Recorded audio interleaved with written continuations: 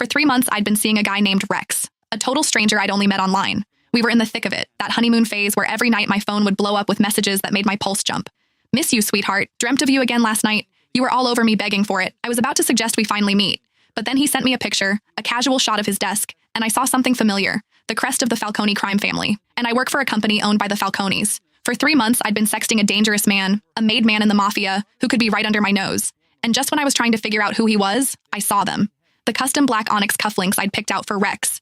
On my boss, Marco's, wrists. What are you up to? My thumbs flew across the screen. I hit send. I stared at the chat, waiting for the man I knew only as Rex to reply. This had been my ritual for the past 3 months. I'd added him on a whim. We hit it off instantly, falling hard and fast until things got intense. My phone vibrated. It was a picture, a side shot of his computer desk. A few files were scattered next to the keyboard.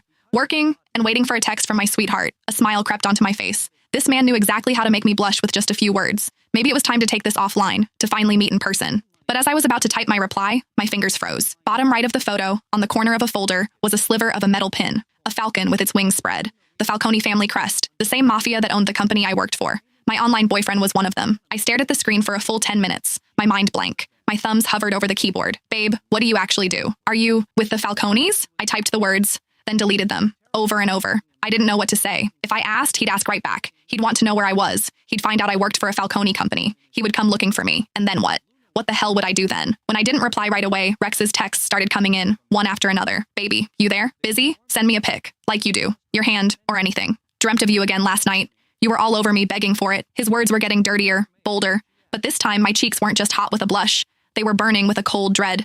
For 3 months, I thought I was talking to some normal businessman, a guy who was exciting and new, but safe. I might work for the mob, but I never, ever wanted to be with a mobster. That was a death wish. And to think I'd been trading my deepest fantasies and whispering my secrets to a made man. My phone buzzed again, a voice call. I couldn't answer. He'd hear the panic in my voice. I fumbled with the screen, declining the call. Then I quickly typed out a lie. In a meeting, honey. Talk later. He seemed to buy it. A moment later, he replied, waiting for you. I closed the chat and took a deep, shaky breath. I needed to calm down, think. First, I had to figure out who he was. Was he some low-level muscle or a high-up manager? Second, what was I going to do? Risk it and keep this going or run for the hills? I opened our chat history, scrolling through our old messages, searching for clues. We'd both been careful about privacy, never sharing details about our work or personal lives. But one thing stood out. He'd once sent me an Abby pic from a gym mirror. His stomach was perfectly defined, and just below his left ribs, there was a black tattoo. It looked like some ancient, cryptic symbol, all sharp lines and mystery. It was the only identifying feature I had. The problem was, I couldn't exactly start ripping open shirts at headquarters to play a game of Find the Tattoo. Back at my desk, I scanned the office. Men in expensive suits with stone-cold faces prowled the halls. Any one of them could be Rex. My only saving grace was that I'd never sent him a picture of my face. He couldn't recognize me. I opened our chat history again, combing through every line. Finally, I found it. A conversation from last month. He told me he was shopping on the Magnificent Mile in Chicago, looking for cufflinks for a big event, and asked me to help him choose. I'd picked out a pair of custom black onyx cufflinks with gold trim. He'd bought them. I stood up, pretending to get coffee, and walked the hallways, my eyes glued to every man's wrists. Most wore long sleeves. The few cufflinks I saw were just generic styles. Nothing. I went back to my desk. An idea sparked. I had to test it. I sent a text to Rex. Hey, you wearing those cufflinks I picked out for you? He replied almost instantly. Of course. I wear them every day. A reminder of you. Just then, the internal phone on my desk rang. Liliana, my office. Now. It was my boss. Marco. Marco Rossi was in his early 30s, with brown hair and dark eyes. He was a capo in the family, high enough up to report directly to the Don Alessandro Falcone. I walked to his office, but as I reached the door, I heard his voice from inside. It wasn't his usual cold, hard tone. It was soft, so sweet it made my skin crawl. Baby, I miss you, he was saying to someone on the phone. Come see me at the office later, okay? I might have to work late tomorrow. The Don's making an appearance to check on things. I have to be ready. Marco's voice was laced with respect, almost fear. Don Alessandro, the head of the entire Falcone family, a man who was rumored to be ruthless. Okay, baby. See you soon. Marco hung up. I knocked on the door. Come in. Liliana, have a seat. He pointed to the chair across from his desk. About tomorrow's board meeting, I need you to prepare a detailed report. Yes, sir, I said, trying to keep my voice professional. Marco started explaining the requirements, but as he reached for a glass of water on his desk, my eyes locked onto his cuffs. And there they were, gleaming. A pair of black onyx cufflinks with gold trim. The exact same ones I'd picked for Rex. My pen slipped from my fingers, clattering to the floor. What's wrong? Marco looked up, his brow furrowed. Nothing. I bent down to pick up the pen, my heart hammering against my ribs. It just slipped. Boss, your cufflinks, they're unique, I said, my voice trembling slightly. Marco glanced down at his wrist, a small smile playing on his lips. You think so? They are pretty nice, right? I pushed, needing to be sure. Where did you get them? He frowned, confused. The Magnificent Mile. Why? You like them? I forced a casual smile and waved it off. Oh, no reason. Just curious. Then I practically ran out of there. I stumbled back to my desk, my mind reeling. I was almost certain. Marco was Rex. But if that was true, who was he calling baby on the phone? Was he cheating on me with a secret lover? Oh my God. An hour later, a stunning blonde walked into Marco's office. I pretended to organize files nearby, straining to listen. Baby, I missed you. Marco's voice was syrupy sweet again. It made my stomach turn. You look extra handsome today, the woman cooed. I wore the new suit, Marco said. And the cufflinks you like. I want to make a good impression when I meet your parents tonight. Darling, you're already perfect. My father is going to love you. Meeting her parents? New suit? The cufflinks she likes?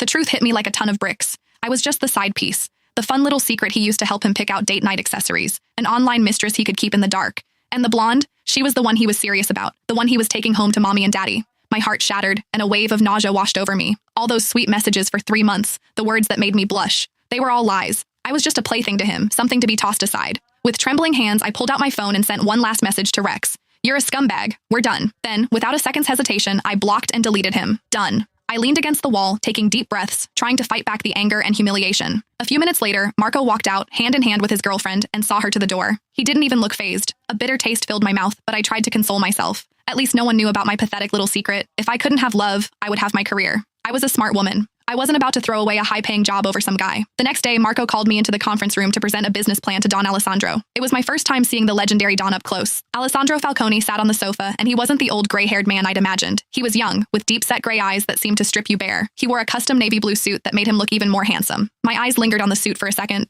I remembered telling Rex once that I loved a man in a navy suit, that it was more mysterious than black. Just a coincidence, I told myself. Miss Liliana, you may begin. His voice was a low, magnetic rumble that demanded attention. I forced myself to stay calm and launched into my report on financial data and market analysis. The whole time, Alessandro listened in silence, occasionally nodding or asking a sharp, insightful question. Marco sat beside him, adding a comment here and there, but mostly he kept his head down, taking notes, looking distracted. Probably thinking about his blonde girlfriend. A fresh pang of hurt shot through me. When I finished, I gave a respectful nod, ready to leave, but Alessandro suddenly stopped me. Liliana, wait. He rose slowly from the sofa and walked toward me. My instinct was to step back, but I forced myself to stand still. He stopped right in front of me, his gray eyes fixed on a spot on my collarbone. It was a single mole, my only birthmark. It was in an odd spot, usually hidden by my clothes, but visible when I wore a lower-cut top. That mark on your collarbone, it's very distinct, Alessandro said suddenly. His voice was laced with an unnerving familiarity, completely different from the stoic man who had been listening to my report. Panic seized me. I had sent Rex a picture showing my collarbone once. He'd replied, I want to kiss that mole while you're screaming my name. I instinctively glanced at Marco, but his face was a mask of confusion. Is it? I stammered, covering the spot with my hand. I guess a lot of people have them. Alessandro's brow furrowed as he watched me look at Marco. He said nothing more, his gaze slowly retracting. He sat back down on the sofa, flipping through my report. This is good. Perfect, in fact. Marco's face lit up. Really, Don? It's the most detailed market analysis I've ever seen, Alessandro said, his voice calm but filled with approval.